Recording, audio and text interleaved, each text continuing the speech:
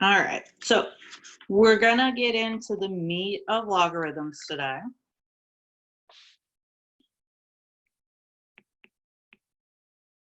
All right, so this is how we're gonna write logarithms. Y equals log base A of x. IFF means if and only if x equals a to the y. So I'm really good about rewriting from logarithmic to exponential form, but the other way is kind of tricky. So you'll hear this kind of tempo that I'm really good at switching from logarithmic to exponential form because we do it a lot. But the other way is a little tricky, and I'll often refer back to what we wrote down right here. So they're going to ask you on the first problems if it's written in exponential form to write it back in logarithmic form. So what I recommend is to match it up.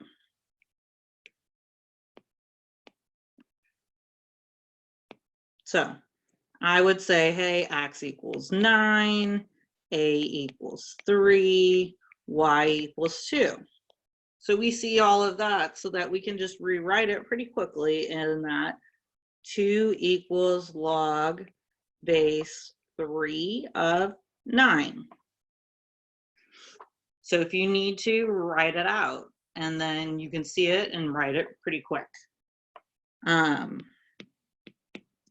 E to the x equals 8. So same thing here. So x equals x equals, it's backwards, 8. A equals E, and y equals x, okay? When we're using E, remember, we're gonna use the ln. So that's super special. All right, so we're gonna do x, because y equals x equals log, but we're using ln, base E of 8. Okay, so you can write the E or you can omit the E, whatever you want to do here. The E can stay or the E can go. Okay, now we're going to write it the other way. So log base 2 of 8 equals 3. So I did a lot of these in high school, so much so that, again, it still is in my head for me to show you how to do it to teach it. So we always said that it was the base to the opposite side equals what you're taking the log of. So the base to the opposite side equals what you're taking the log of. So we'll talk about that while we're doing the problems all the time. Okay. So the next two, they're going to want us to solve. Okay. So on a few of the problems, they're going to give it to you without equals. And when they don't have equals, they're going to ask you to insert equals x in your mind, or equals x you can write down, however you want to do it. So we're going to make this 2 to the x equals 1. And that's a trick question, because you have to remember that the only power that anything can be taken to that would give you 1 is 0. So this is x equals 0.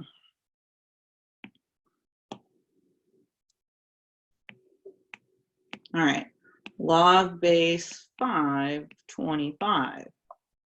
So again, we're going to change this and put equals x. So the base to the opposite side equals what we're taking the log of. And then we're back to the stuff that we did the last section. So 25 is 5 squared. And x equals 2. All right, so we have a lot of properties of logarithms to talk about. So properties of f of x equals log base a of x. Okay. If you looked at the graph of log base a of x, you would see that the domain is 0 to infinity, and the range is all real numbers. Okay. This domain is super important in terms of we don't stick negative numbers in for logarithms. They will give you an error function. If you put 0 in, it will give you an error function. Notice that we have the round parentheses here. Okay, again, looking at the graph, if you were to type in log x into your calculator, the x-intercept is 1, 0, and there is no y-intercept. There's an asymptote there because your y-axis is the vertical asymptote.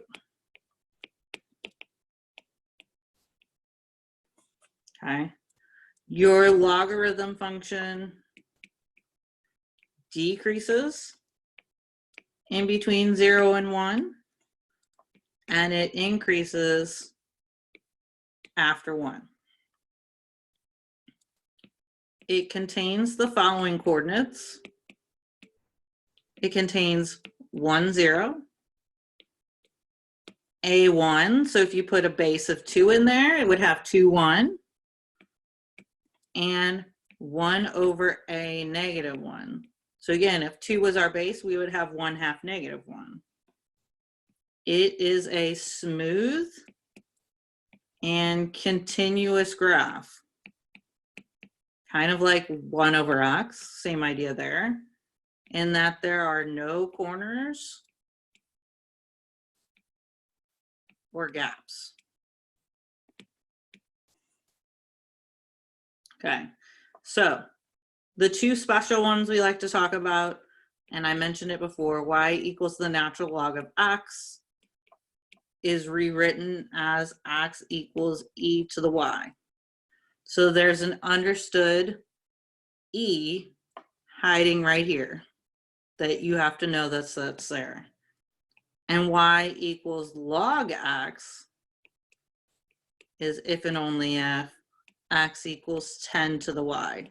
So there's an understood base 10 here. So you just need to remember, if there's nothing written for a logarithm, it's 10. If there's nothing written for a natural log, it's e. All right. So, oops, I don't want blue now. All right. Find the domain of the function. Here's my function. Function h is equal to the natural log. Oops, let's kind of write this much more nicely. The natural log of x minus 2.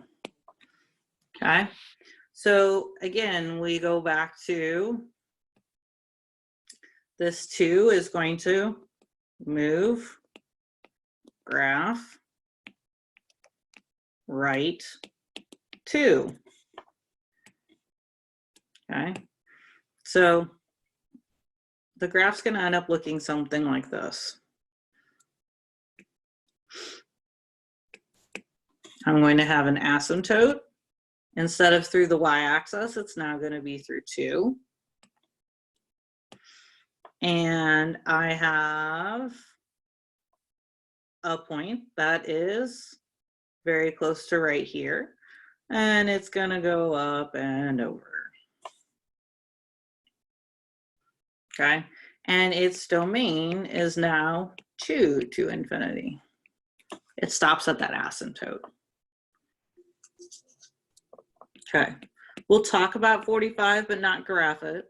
But again, absolutely graph it if you need to see it. Okay, this one Again, we're going to look for clues that help us. This clue is right here. It has a vertical asymptote at x equals -1, which means that I'm either going to have a domain from negative infinity to -1 or -1 to infinity. It breaks it up. So remember, I have asymptotes that break up things. I have x and y intercepts that can break things up, all of those things from last chapter.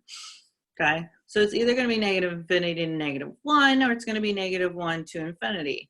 Well, if you think about our domains from the original logarithm graph, it was 0 to infinity. So without graphing it, you're going to think it's probably not going to be the one with all the negative numbers.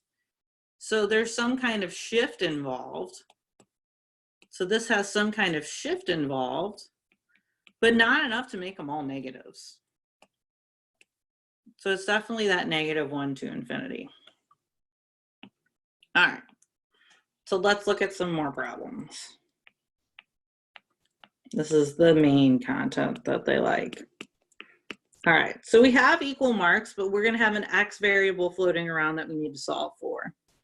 So again, we're going to take the base to the opposite side equals what we're taking the log of and solve the algebraic equation. So 3 squared is 9. Take it up one more step.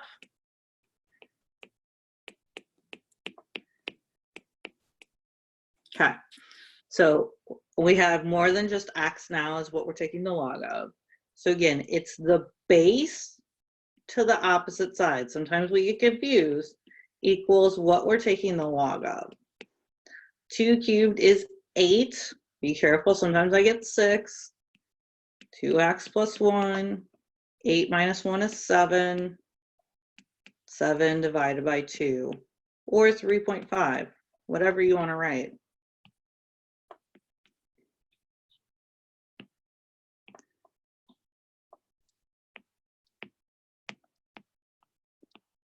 Log x 49 equals 2. So now they put the x in the base. So before it was in what we were taking the log of, but again, same thing. The base to the opposite side equals what we're taking the log of. So we're going to take a square root here, and we get x equals 7 or -7. Okay, but remember my domain said 0 to infinity. So I'm going to cross off -7. It doesn't work for this domain. So be aware. Last one. E to the 3x equals 10. Okay, so this one's in exponential form. So we can rewrite it. So we can go back to the first page and see, hey, we have all of this writing, or actually, we can go back to the one with the e. So it said, hey, x equals e to the y, then we get y equals ln of e. So let's try and rewrite it that way. Let's see if that works. All right, so x would be 10, so we get ln of 10 equals, so again, this would be x in ours.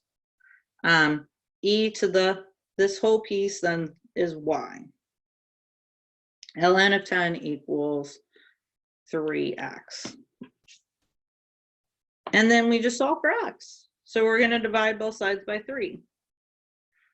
So as of right now, they're not going to make you give a decimal approximation. They want this fraction for the answer. So leave it as a fraction, no decimal approximation yet. We'll get there.